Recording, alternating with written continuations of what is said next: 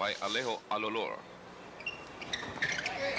Made his grand slam. Yes, 5 points already for him. Norman Black has not yet scored in this ball game, but he's pulled down a couple of 4 defensive rebounds. The coffee makers are already ahead by 10, and there are only 2 cogs of their scoring troika on the floor right now. The other one hasn't scored yet, as a matter of fact. Right. Donado's still sitting on the bench, and will probably give support as soon as Alolor tires out. Meantime, let's watch Victorino. Maguntalan, Ricardo Brown against Herrera. Moves to the right. Here's Alolor again. Well, he got a shield from Victorino, but Victorino proved more of an obstacle than anything else there. A foul by Leo Paguntalan. That's only the first foul for Great Taste in this game. How about that? 14 fouls already called against the Gilbey's Gimlets. Well, Massey's going to try to get one here. Okay, that's 2 team fouls for Great Taste. The second coming from Victorino, sending Massey to the stripe. Massey has 4 points. Norman Black so far has got a big fat egg across his name. Hey, Joe, I don't think it's really the hand that's bothering him, I think it's the layoff, and he's not really been practicing that hand a lot, and so I think that's the problem with Norman. He knows as of now, he doesn't have the shot, so he's concentrating on defense and rebounds.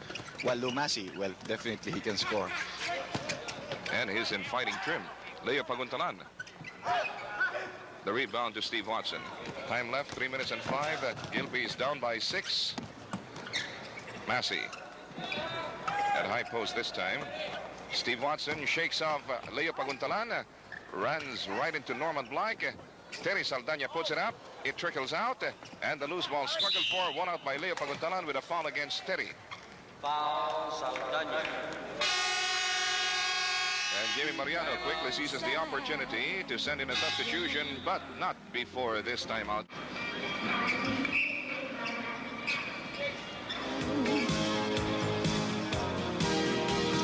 Andy Howe and Joe Cantata here, calling this game from the sidelines, along with our very able supports here, Mr. Larry Sian, our handsome scorer, and of course, the institutional Jun Bigayan, our production coordinator. Like you said, Eddie Mendoza came into the ball game for Leo Paguntalan, and there's Ricardo Brown snapping off another quick shot. How about this? 13 points already for Brown with 2 minutes and 29 left in the first quarter. Yes, and all of them were outside shots, Joe. He's really sizzling. There were no layups there. No layups at all. Henry should have taken the shot himself. Instead, he decided to give an assist to Ducut, and which resulted in a foul by Alejo Alolor. That would have been a good pass if the guy was anticipating it, But Ducut is not really that experienced, and Willie Henry is just a little bit too quick for him. So the scoring troika of Great Taste is now complete on the floor. Adornado has just reported for duty, and that must have been partly responsible for that miss of Lou Massey. Here is Adornado, and he gets tripped by Willie Generalao. Foul Generalao. 22-14, an 8-point lead for Great Taste. Time down to 2 minutes and 7 seconds in this opening stretch. Norman Black at high post. Mendoza orchestrating the offensive. Black, he still has to score. And he still has to score. Adornado picked that one off, on there. Norman Black with his first 2 points after a follow-up. Actually, there were 4 successive tries there by Great Taste. Only the 4th coming through. Adornado had his first chance there. He blew it. 24-14, a 10-point lead for Great Taste. 1 minute and 41 left in the first quarter. Herrera works it over to General. The lob pass to Massey. He escapes the double team, but misses. Gets it right back, and he bumps into Victorino, who helped that foul along with some theatricals, and Victorino came up from the floor looking like the cat that swallowed the canary. Yes, a big smile on his face. He was able to fish for that offensive foul. Lou Massey's second personal foul, 17 fouls on the Gilbey's Gimlets. And so far, nothing is going right for them here in the first quarter. They've only scored a very low 14 points, down by 10, and they're in penalty. Okay, let's go back to a few weeks ago when these two clubs last met. Great Taste clobbered Gilbey to the tune of 159 to 128. That gave Great Taste a new scoring high as well as a 21-point advantage at the end of the game. Earlier than that in their first game, Great Taste also walloped Gilbey to the tune of 138 to 121. There again, a chance for the Gilbey's Gimlets to come back, but there's an offensive foul called against Willie Generalao. 26-14, a dozen-point advantage for Great Taste. A minute and 5 left. Ricardo Brown to the other B. Adornado to the third B, Black, who misses. The rebound to Dukut. Generalao. Fast break being fashioned here by Gilbey's Massey. Pulls up and makes it. Only his 8th point of the ball game, Joe. 10-point lead, 47 seconds left. Well, that still gives him a big edge over Norman Black, who's been held down to only a basket so far. Quick Brown shot. again. How about this guy? Yes. I can't believe it. That's, you know, Herrera played him good defense all the way there, Joe, but he just made the shot. I think he can do that even in the dark. Black pulls down the ball.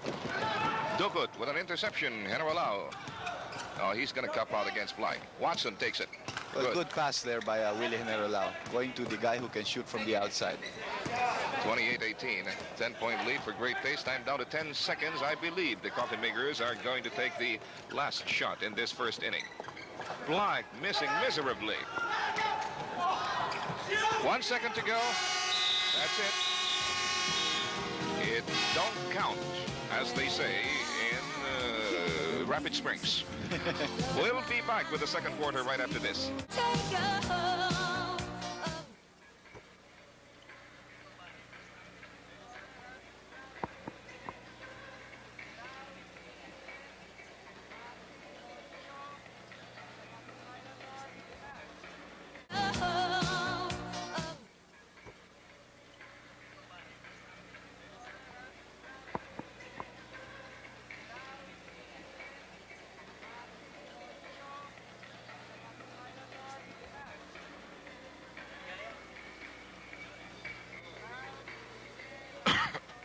To tell you the name of this very charming lady, who is only one among a lot, scores of pretty faces who have graced the opening day of the semifinal round of the PBA Reinforced Filipino Conference. Now with our backs to you, well, first you saw the Gilbey's Gimlets. Now you're looking at the Great Taste Coffee Makers off to a surging start.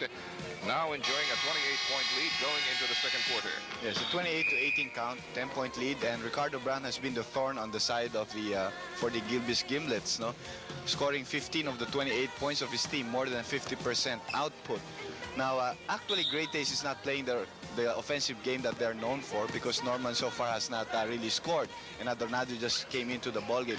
However, their defense held up against the Gilbey's team, and they were limited to only 18. Norman Black just got his second basket at point-blank range, and he helped to do that via a semi-hook off Lou Massey. 30-18, another 12-point lead for Great Taste. Massey, they're really working on this guy. Herrera, rather undecided, makes his move. He didn't know whether to pass or to shoot, and that moment of hesitation cost them possession. That's right. Eddie Boy Mendoza is in the action. He came in during that 90-second intermission between quarters. Ricardo Brown getting into heavy traffic, leaving Eddie Boy Mendoza open, but he was guilty of taking one step too many. And again, the shot don't count. It don't. 30-18 is still the count. Still a 12-point advantage for Great Taste. Lou Massey looking very embattled at this juncture. He's been getting a lot of harassment from the big and small guys of Great Taste. Brown going higher for that rebound. Adornado with a smooth glide down court to Norman Black, who scores his second basket at point-blank range and his 6th point of the game. That's right. Norman Black is now running with the team while Lou Massey is lagging behind in defense. And, you know, Great Taste may be one of the best fast-breaking teams in this league, especially among the 4 teams that are now playing, because they do control the defensive rebounds. And no shots from the Gimlets, no? They have not scored yet. Mendoza tried to anchor a fast break play there and instead drew a foul from Rod Pasco.